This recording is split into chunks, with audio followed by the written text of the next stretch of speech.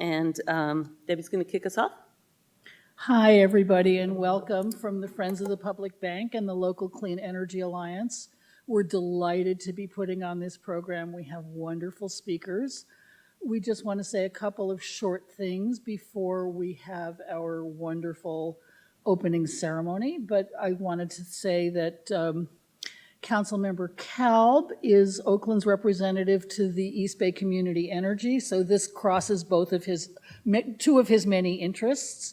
The Friends of the Public Bank want to thank particularly Councilmembers Kaplan and Kalb, but also the whole Oakland City Council for approving our feasibility study less than a week ago, which means Oakland is on the road to public banking.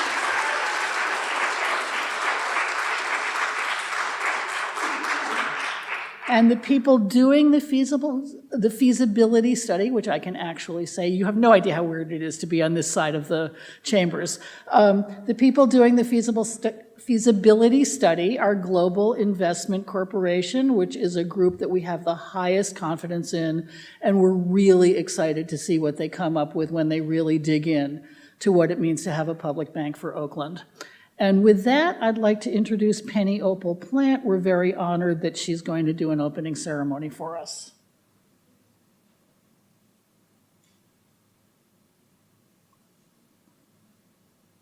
Where would you like to be? Here? Where do you want me to be? Right there. Okay. Can you hear me? I want to say that I agree with you that it's very interesting to be on this side of this room. So just a brief introduction. My name is Penny Opal Plant. My family has been in the Richmond area since the 1930s. I'm Yaqui and Mexican on my mother's side, and Choctaw, Cherokee, and European on my father's side. I'm a co-founder of Idle No More SF Bay and one of the signatories on the Indigenous Women of the Americas Defending Mother Earth Treaty. So I've been asked to open up this important event this evening, and I want to pay my respects to everyone else sitting on this side of the counter who is, I'm sure you're all very accustomed to being on this side of the counter. So I just want to begin with thanking the Creator, great mystery, whatever that being is that you refer to, that created everything that we see and everything that we don't see. I want to thank the grandmas and grandpas that guide over us and protect us and take care of us in the east, in the south, in the west, and in the north, also above and below. I call on them a lot to help me figure out which direction we're to go in. Because as we know, our human family has not done a very good job of maintaining this sacred system of life. I also want to thank the spirits of the Ohlone people who still reside here and on whose land we are occupying. And my friends who are Ohlone, I ask that the Creator blesses them with everything that they need to keep their shell mounds protected and their sacred sites secret so that they are not destroyed like everything else has been destroyed on their territory. I would like to thank all the people that went to Standing Rock to stand strong for the water, the air, and the soil, and for future generations, including Rebecca Kaplan. And I think that that's part of how this whole public banking concept was really lifted up, was at Standing Rock. Standing Rock provided the thread and the needle so that we could start stitching together what happens when these corporate financial institutions have so forgotten how to be a real human being, the people in those institutions, that they fund projects that will hurt their own children and grandchildren. So I thank each and every one of you for being here. And I just want to remind all of us that the time for negotiating what we want is over. It is way too late for us to ask for something that we want. At this point in time, We need to demand what it is that we need. Because if we don't all gather our courage up and do the things that maybe we're uncomfortable doing, then not only are we going to live in a kind of hell if we're alive in the next 30 years or so, but our grandchildren, and my grandson's here in the audience, our grandchildren, our great-grandchildren, and all of the children of our non-human relatives will definitely be living in something very similar to hell. And I don't believe that the Creator gave us this gift for us to destroy it. So it's our responsibility and it's our sacred duty to stand up for this sacred system of life. So I thank you all for inviting me. I pray that you all have that kind of courage to make sure that everything is going to be safe 500 years from now, and that we reimagine what this future can be as we move through the eye of this needle. Thank you. Oh.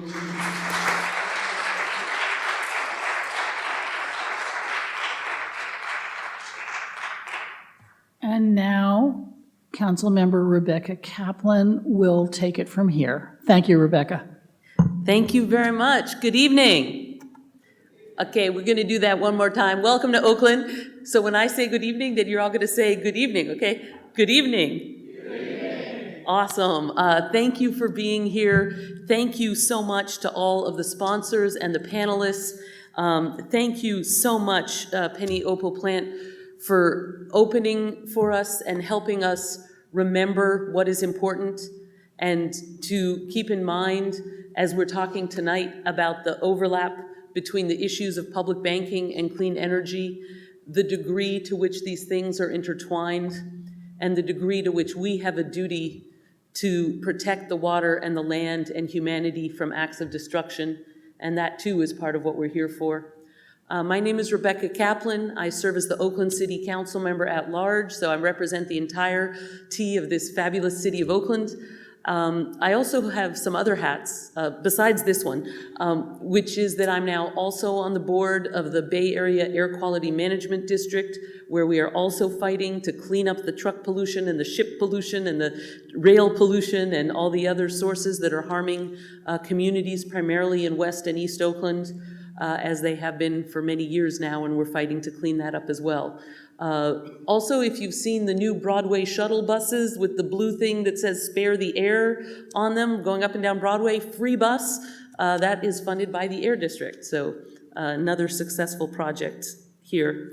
And, you know, I wanted to bring us into what we're doing tonight, and thank you for the reminder about the conversation at Standing Rock, because yes, 10,000 people illegally encamped in the cold, facing police brutality. We're talking about public banking, among other things, in addition to fighting for indigenous rights and for the water. We're also talking about the problem that all of these grassroots movements to try to get the big corporate banks to stop investing in destructive, evil things feel like such an uphill battle, that we want options for where to put our money that is different from that we don't want to participate in banks that fund the destruction of communities or the destruction of the earth, and that is yet another good reason to work for a public bank. Also, you know, we are facing this recent season of environmental reminders that we reap what we sow, and that if we allow the continuation of the pollution and the destruction, that will continue to come back. And let us not let the people of Puerto Rico or the Virgin Islands be forgotten. As you know, there's not electricity there, so there's not getting a lot of press coverage of the millions of people who don't have water or food or electricity or access to medical care right now. And so facing all these storms and droughts and floods, we need to build a more sustainable world. We need to be using energy that is positive for the environment and for the community. We need to do it in a way that creates and supports local jobs. And we need banking institutions that fund projects that help people. We need banking institutions that don't redline our communities and discriminate and deny people access to loans, access to mortgages, access to business startup, and a bank that can help save money for the public by providing cheaper ways to fund public projects. And of course, in Oakland, important also to mention that we have this ridiculous situation where one of our large and growing industries is not allowed access to the banks. And that is our cannabis industry, and thank you everyone from the cannabis industry who's been helping advocate for this effort. And they don't have access to banking, which causes further risk of crime and is just a bad idea of how to run things. So a public bank that would serve the community, that would provide equality in terms of loan giving and ensure that all communities have access and that we can save money are all really important things to do. And I'm really grateful to be having this forum. And thank you, everybody, for sitting with us up here, and glad to have some of the Friends of Public Bank up here because they've spent so many meetings speaking from there, urging the council to vote yes on this measure, which Dan Kalb and I have been bringing for, is it a year now? Almost a year. And so it passed last week. So thank you, everybody, for coming and being a part of it. Yeah, give yourselves a round of applause. Because that was a lot of effort, and now the public bank feasibility study will go forward, and we're grateful to the city of Berkeley, who has put money into it, and to the city of Richmond that is working on that, as well as is Alameda County, and we believe several others will soon follow. So we're building a regional collaboration even as we move forward. So thank you to everyone who's been involved in that. And that brings me to my colleague, Councilmember Dan Kalb, co-author, who's been working on these issues for some time. I want to give him a chance to say hello and share a few words. Thank you, Rebecca. Thank you all for being here, and thank you also to our panelists for sharing their words and thoughts of wisdom. With all the, I can't even think of the best word, if I probably can't even say the best word, with all the stuff happening in Washington, D.C. these days, it's so important and so heartening to know that we here in Oakland and in much of the East Bay and other parts of our good state are not letting that get us down, but we're fighting back. Whether it's making phone calls to defend the Affordable Care Act or initiating positive, proactive policies such as exploring and moving forward on a public bank and on clean energy and a number of other policy areas here in California. We know that we're doing the right thing in California, in Oakland, in the East Bay, and that we should continue to push back and do what we know is best for all of us, regardless of the backwards happenings in the other side of the country. So I'm thrilled to be here. I'm very glad this is moving forward. As you heard earlier, I'm the vice chair of the relatively new East Bay Community Energy Joint Powers Authority, a community choice energy entity here we have in Alameda County, which is also very exciting, and you'll hear more about it from one of our panelists, or one or more of our panelists. This is an opportunity for us to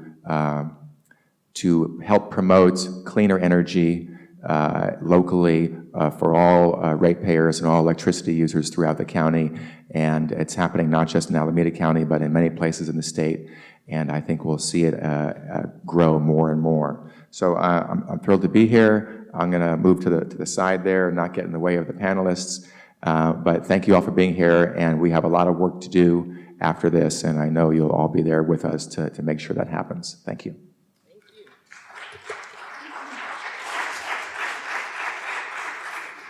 Thank you very much, Dan Kalb. And that brings us to our panelists.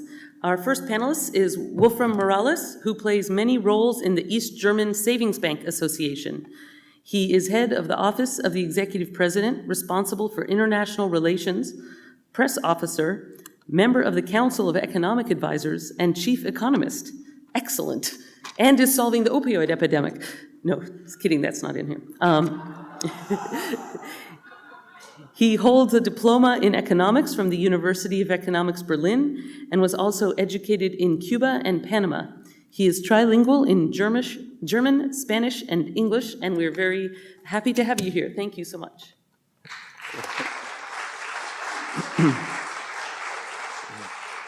Thank you very much for having me here. I heard that all of you are speaking German, so I can continue in German with no problem.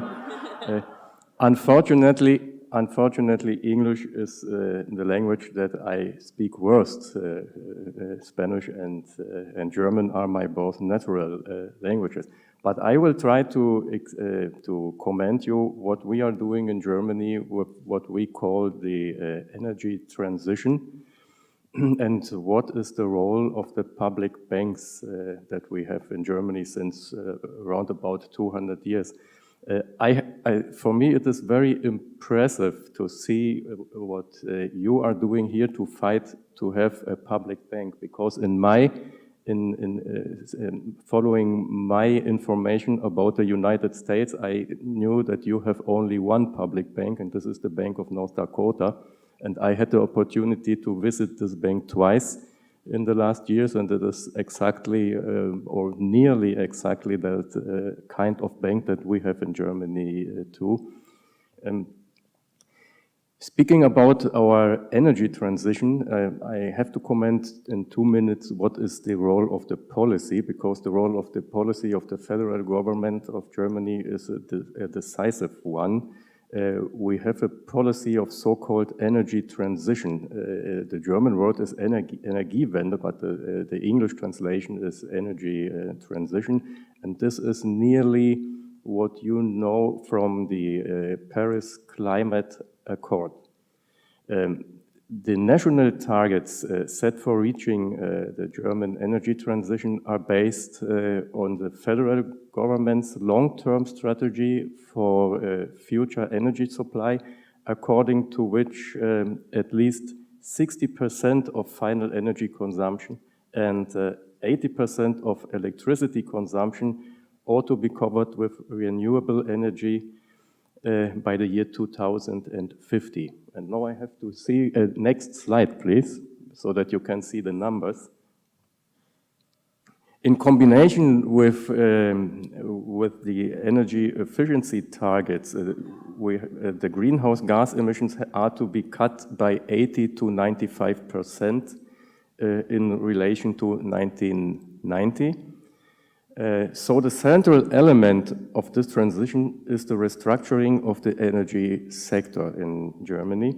Since 2000, we follow a policy to strengthen the role of renewable energy.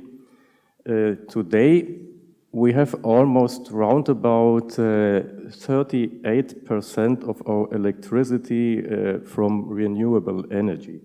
And last week, I had a discussion with the head of one of our institutions that are working in this area in the scientific way, and he said to me that this 38% are the whole production, but when we subtract the exports and we only count what is consumed, produced and consumed inside the country, our renewable energy share in the whole energy production is 41%.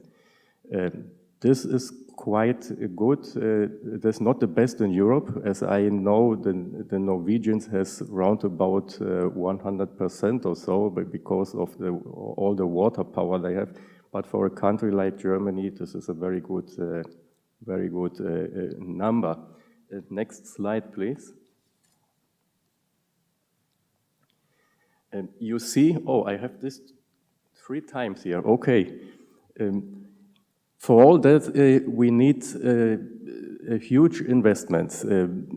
Following our calculations for the years 2000 to 2050, these are round about 750 billion euro. 1 euro is approximately $1.20, only for information if you are not familiar with that. And so that we have to invest each year 15 billion euro, what at the moment is 0.5% of the gross domestic product of Germany. I made a calculation to extrapolate this to the United States, and for the United States, 0.5% of the GDP is round about 93 billion each year. I have no idea how much you invest in the US every year, but this is only for information. Next slide, please. The question is where the money comes from. 50 billion euro is a lot of money, and where that comes from. We have different sources. First, the public development banks and other public banks. This is our public bank sector. Second, we have the government with subsidies and tax relief policies. Here you have to know that in following our legislation, we have a Renewable Energy Sources Act in Germany since the year 2000, and this provided, or this had a rule that it is possible to provide a feed-in tariff scheme enabling any company, and the next point is more interesting than to say any company, to enable any individual who meets the technical and legal requirements to sell renewable electricity into the power grid for a guaranteed long-term price for each kilowatt hour. To give you an example, if you put a solar panel on the roof of your house today in Germany, the state will guarantee you what each kilowatt hour, if you sell the kilowatt to the public grid for 20 years. So you can calculate for the next 20 years with your income from that electricity. The operators, in this case, sell the green electricity at the power exchange and, of course, try to get as much money as possible. However, the stock exchange electricity prices are mainly or generally far below the amount promised to the solar plant operators by the law. So there is a difference, and the difference between the stock market price for electricity and the feed-in tariff guaranteed by the government is paid by the government, and the government is refunded by a renewable energy surcharge for the consumers. Every consumer has to pay on his bill a surcharge for renewable energy. At this moment, these are 6.88 cents per kilowatt hour. 6.88 cents are around about 8 cents of a dollar, what you have to pay for every kilowatt hour. Next, we have, no, not next chart, next point in my word, thanks. We have, of course, private investors too. And what I explain with our legal system and with the state guaranteed price for your electricity is very interesting for lots of individuals. I met a colleague last week in Berlin by accident. We are talking about renewable energy because he has a client, and this client is constructing some plants in Cuba. But we discussed about her personal view to this, and he told to me that he has rented the roof of the school of his son, and he put a solar plant on the roof of the school of his son and had a guarantee for the next 20 years. That is first a good business for the family, and second, it is a good business for the school because of the rent. And it is a good business for the society because of the production of renewable energy. Next slide, please.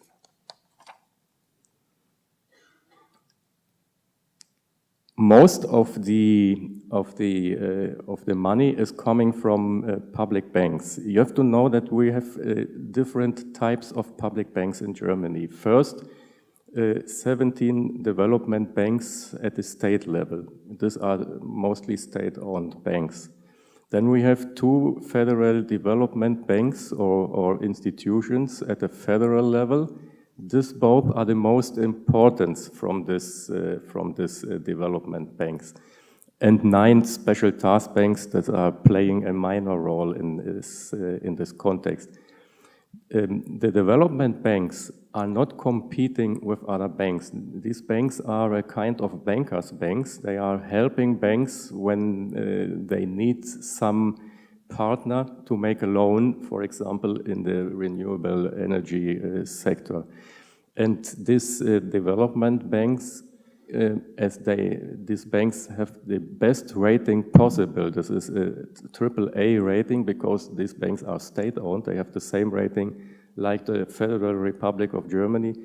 They can fund or raise money in the international financial markets for very good conditions, so that the interests are very low. Of the loans from our development banks have the lowest interest rates in Germany.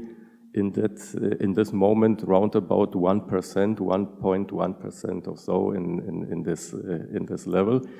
And in addition, these banks are responsible to distribute the money that is coming from the government as subsidies for renewable energies. Every bank can deal with these development banks. The second part of the public banks in Germany are the 400 Sparkassen, as we called it. The translation of Sparkasse is savings bank, but the real name is Sparkasse. We have 400 of these banks. Normally, in each county of Germany, you have one Sparkasse, and the business area of the Sparkasse is restricted to this county, so that the Sparkasse has a governance to serve the county and only the county, and not do business in another part, nor in the neighboring county, nor outside of Germany or wherever. It is forbidden to do business outside the county. So a Sparkasse has its own incentive to develop the region the region, this county, to develop this area of business, because if they doesn't, they make no business, because that's the only way to make business as a bank when you are restricted in the business area. We have 7 so-called Landesbanken. These are central banks of the Sparkassen. This is a very close relationship. We are working into a network of 600 different financial institutions, 400 Sparkassen, 7 Landesbanken, and 173 or more other institutions in this context. The main tasks for these public banks that are operating on the normal market, competing with private banks and competing with cooperative banks,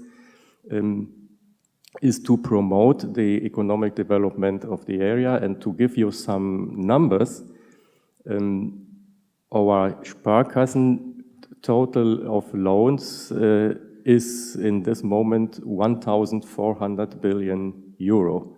This is a huge amount, and this is revolving. And it is increasing from year to year. Our development banks has around 140 billion euro in lower interest loans, and both combined are able to finance the renewable energy revolution in Germany. Next, please. Here you see some lending conditions of the KfW W is the name of one of our development banks at the federal level. So this bank is financing every renewable energy project that you have up to 50 million euro, and with an effective interest rate from 1.1% per year if you have the best creditworthiness. And in some cases, that depends from your special investment. You can get some subsidies from the state in addition to this 1.1%, so that the sum that you have to repay go down.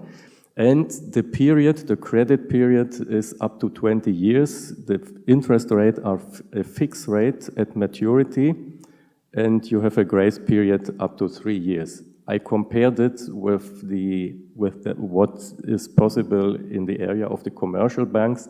The best commercial bank that I found is making such loans at 1.51, but the most of the commercial banks is beginning with 2% and going with 3.5, and all this for the best credit worthiness. That means that all the projects are projects from persons with the best credit worthiness, it is normal to have some interest rates from 5 to 8% on average.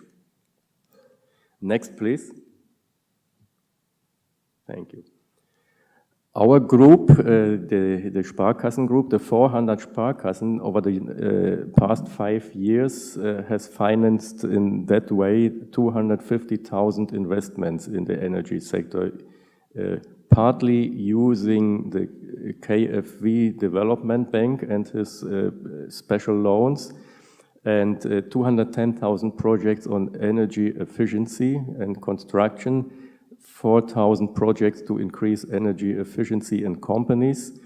And so this is not what we say about us, but this is what the government is saying about us. The Sparkassen Finance Group is one of the largest sponsors of the energy transition in our country. Next, please. This is a little bit hard to understand. That's why I explain the numbers. We have what you see in purple.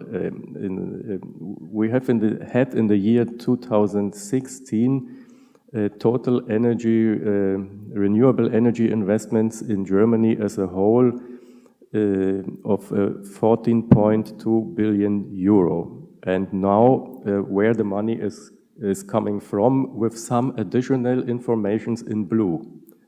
The purple is all the renewable energy, and the rest is the additional information. The development bank, KfW, has an environmental and climate program of round about 35 billion euro in that year. The environmental program that is a part of the environmental and climate protection program is a program of round about 9.5 billion euro, and the renewable energy program into that environmental program has 4.7 billion.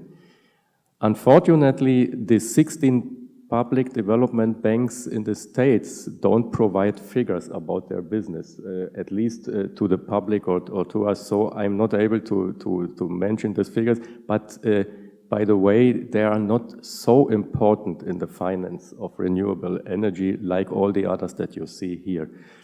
The second largest on the federal level is the Rentenbank, and this bank has done loans of nearly 2 billion euro last year.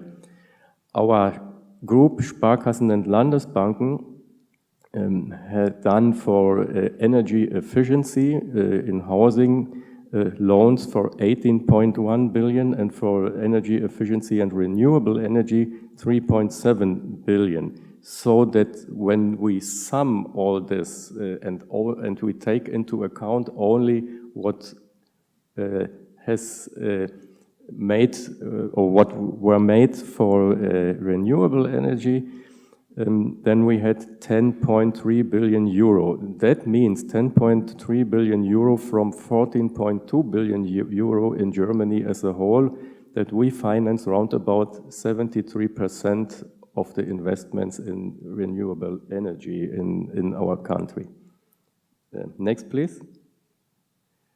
And here, what you see here, that is the net installed electricity generation capacity in Germany. On the top, the solar energy, the development from 2002 to 2017. You see that the solar energy has increased a lot. Then the second is the wind energy. And after the wind energy, what is here in orange? Do you see? Yes, this is orange. What you see in orange and in dark brown and in the normal brown, these are the conventional energies. Red, this is nuclear energy. You see a jump from the year 2010 to the year 2011. That was when Fukushima happens, and our government decided to opt out of the nuclear of the production of nuclear energy. And green and blue, this is biomass in green, and blue, this is water, energy from water. And we have installed a capacity of around about 200 gigawatts. That means that we are able to produce in any second of the day 200 gigawatt if needed. But the problem is that with some of the renewables, for example, solar energy or wind energy, you need sun or you need wind. And that's why we cannot produce solar electricity at night, or we cannot produce wind electricity when the wind isn't blowing. We have the capacity to produce 108 gigawatts in the best conditions. As I said, at the moment we have 41% of our electricity coming from renewable sources because of these changes and the problems of the sun and the wind and so on. Next, please. Here you can see this a chart. This is last week. And you see in the last week we had a lot of sun. A lot of sun means in Germany from 10 to 3 p.m. 10 a.m. or 9 a.m. to 3 p.m. We had in the first days, we had some wind. In the last, at the weekend, we had not so much wind, and so we had not so much production of electricity. What I heard from the professor that I comment some minutes ago is that we are able to produce 1,000 full load hours of solar energy and 2,000 full load hours wind energy per year. But what we need per year are 8,760, because a year have 8,760 hours, and you have to produce electricity at any time. So that we are on a good way, but we have to do a lot more. The same with the problem with greenhouse gases. We have some predictions that if the government doesn't enforce more the renewable energy, we may fail our own goals to reduce greenhouse gases, and so that is not so easy even in our country, but we are on a good way. And press please on this blue link.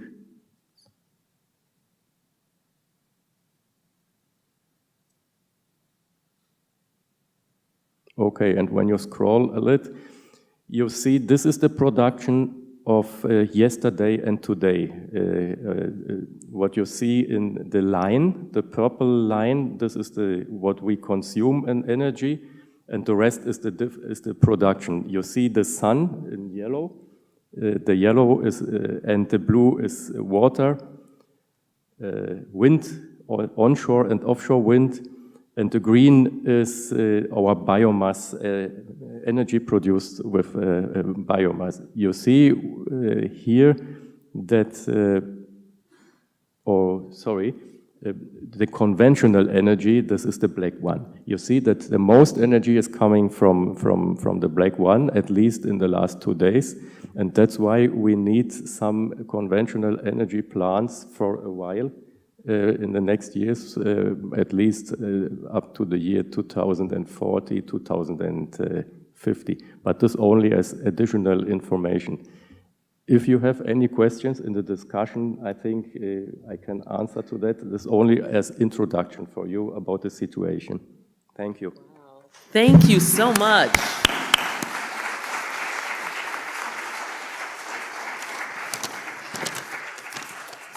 Thank you. That is incredibly inspiring. And by the way, we will take questions at the end after all the panelists. So if you think of questions, feel free to note them down or something. We will have a time for questions afterwards. But it's both inspiring of how much has been done, but even with how much has been done, to know we've got a lot left to do. So, and of course, in California, the sun does shine more hours than that. So if we installed as many electric panels as they had, we'd actually get more solar electricity. This is exactly my idea. You are in a better condition than we with sun, and I think even with water in the United States. Awesome. So it's not hopeless. Okay, and thank you for being here. Our next speaker is Nick, who's going to now tell me if I'm mispronouncing your last name. Is it Chaset or Chaset? Chaset. Chaset, Nick Chaset, thank you very much. I was giving it a little French pronunciation. Nick was appointed to the position of Chief Executive Officer for the soon-to-launch East Bay Community Energy Program in August. Prior to his new role, he was Chief of Staff for Michael Picker, President of California's Public Utilities Commission. Mr. Chaset also previously served as Governor Jerry Brown's Special Advisor for Distributed Energy Resources, focusing on the development and implementation of distributed generation, combined heat and power, and energy storage policy. Oh, good. That's part of what we need because sometimes the sun doesn't shine. Before entering state service, he was the Director of New Market Development and Government Affairs of Q-Sales NA. He received his BA in International Relations at Tufts University and his MBA from Georgetown. And of course, I have to give the shout out that I did my master's in Urban and Environmental Policy at Tufts, so both there. An MBA from Georgetown University. Thank you so much for joining us. Thank you very much. Q-Cells is a German... I was going to say Q-Cells, a German solar company, great beneficiary of KfW bank loans for solar projects that they've developed in Germany, and actually a project I worked on in Canada was partially funded by the KfW. So well, thank you all for joining me here today, and thank you for the invitation. I figured I would talk a little bit about East Bay Community Energy, what we're up to in our early days of getting ready to launch, and maybe reflect on some of the opportunities for East Bay Community Energy to work with a public bank and local financial institutions.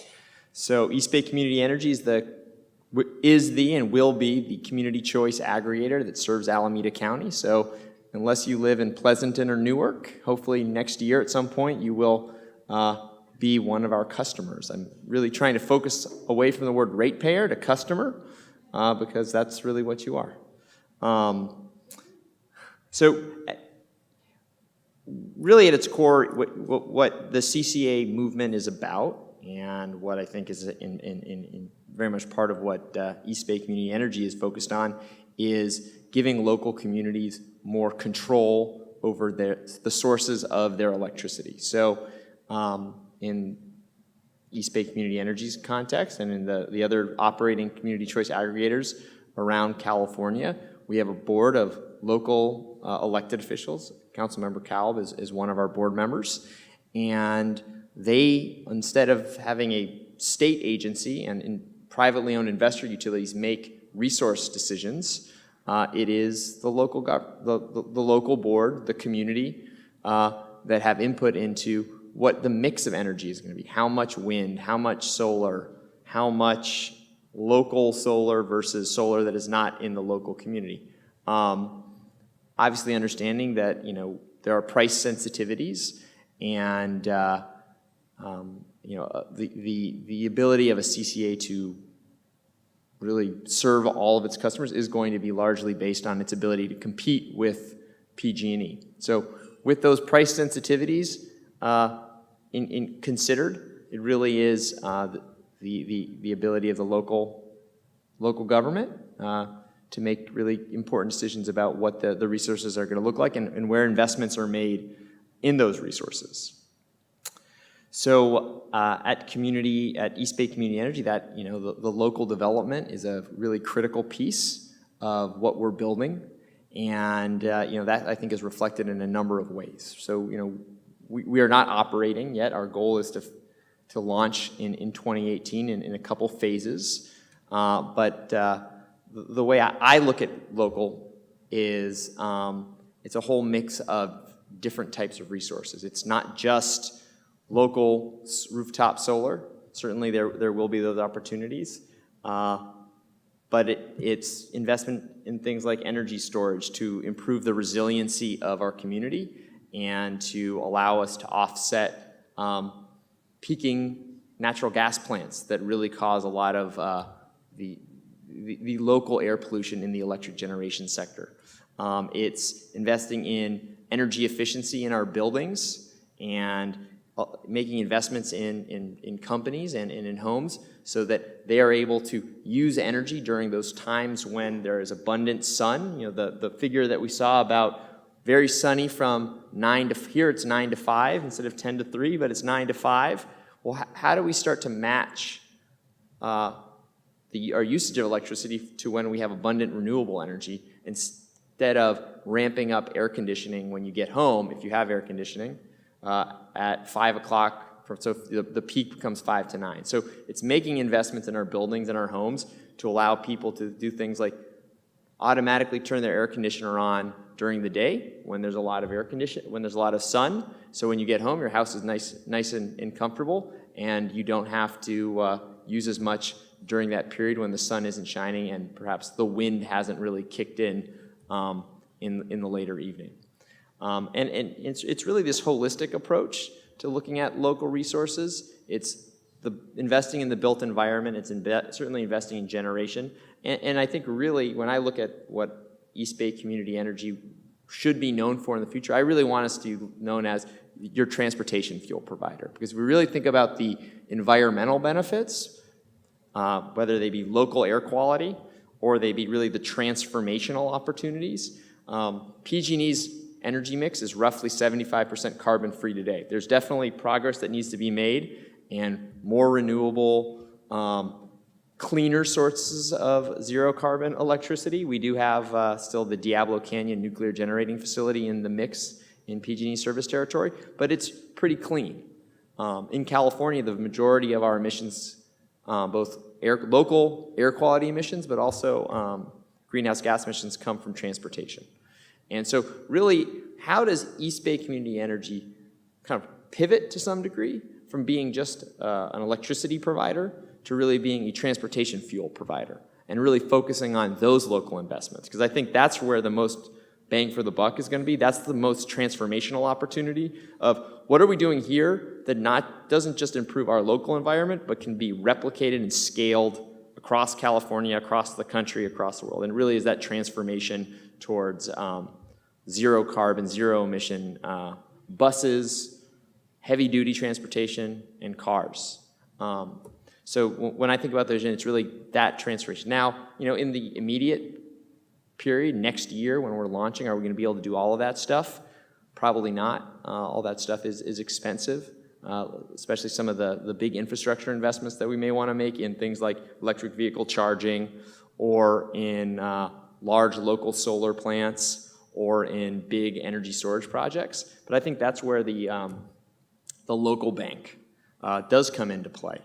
The ability to go to a financial institution that is mission-oriented and can access very low cost of capital and can look at what we have, which is 1.6 million Alameda County residents, 600,000 accounts, people who are going to pay their electric bills every month, and say, all right, we're going to finance a big investment in, say, charging, because we know those people are going to pay their bills. And that allows for sort of a confidence from our lenders that they want to do that, and because it's working in the context of a public bank, there's no profit that's added on there. So you really get to those extremely low 1-2% interest rates that start to make some of these investments a lot more interesting than they would be at 6, 7, 8% interest rates. I do think separately, as East Bay Community Energy grows and we sort of stand ourselves up and we build the necessary financial reserves that we need, and we go through the process of getting a credit rating and all this sort of stuff, we can also start to look at issuing bonds that will really reflect sort of the local community, right? So we, in a sense, become almost a de facto local bank, because we serve just Alameda County, and we are putting we are lending money to the benefit of Alameda County. Now that's very likely to be very focused on just the energy sector, but as we saw, that's a major area of focus for these Sparkassen banks as well. So I think that's really what I wanted to share is a little bit of the vision for East Bay Community Energy. I think hopefully you'll all be hearing a heck of a lot more about East Bay Community Energy over the coming months. Right now, I am still the only employee of East Bay Community Energy. I have hired one person, and we have a number of positions that are open, and we're looking to hire. So we're ramping quickly to get to a point early next year where we're going to be starting to bring on some customers and starting to be out there more publicly, sort of communicating our goals, communicating our message, and looking to engage with all of you. So thank you very much. Thank you.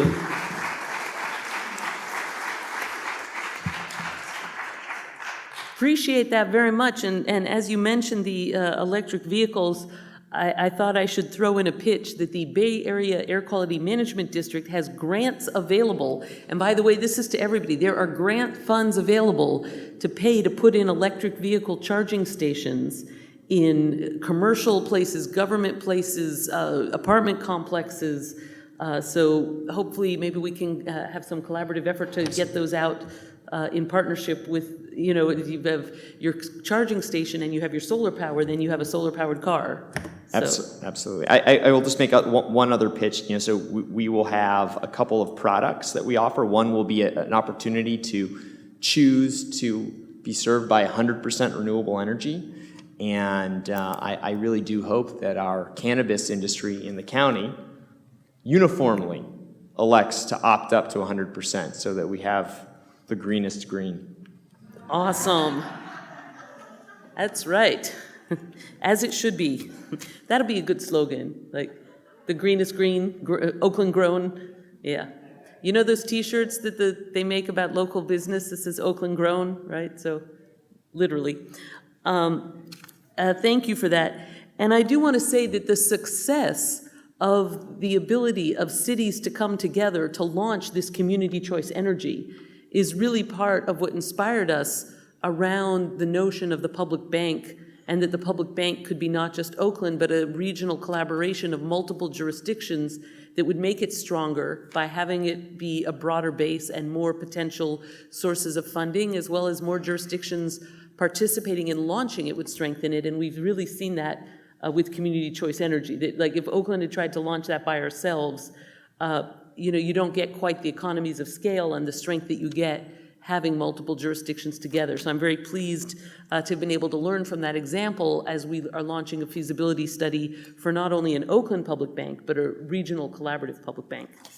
So thank you for that, and look forward to continuing. And to Councilmember Kalb, who's on that board, who I'm sure will be bringing us back lots of good stuff as it rolls out. And now that brings us to our next speaker, Gregory Rosen. Gregory Rosen is a 19-year renewables finance veteran who has developed and financed more than $400 million worth of residential, commercial, and utility solar projects. He started High Noon Advisors after 2 years at Power Hive Incorporated, where he financed and developed solar microgrids for unelectrified areas of Western Kenya. He was the first Chief Investment Officer at Mosaic and Vice President of Solar Finance at Union Bank. He's held various other positions in finance and investment banking, including several years at Powerlight and SunPower Corporations. Mr. Rosen holds a bachelor's and master's degree from the University of Pennsylvania. Welcome.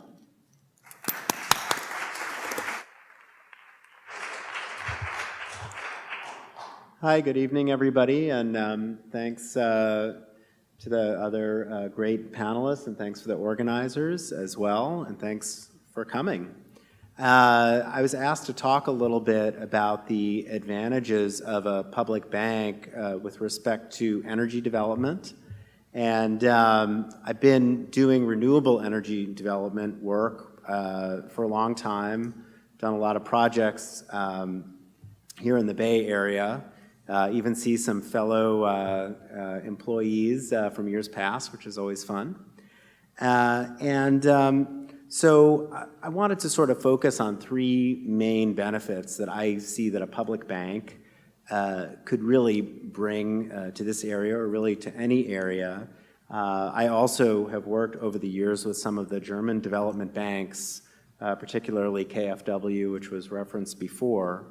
And I think really the first thing that could really help this area in Oakland is really the knowledge of the bank staff and the mission of the bank.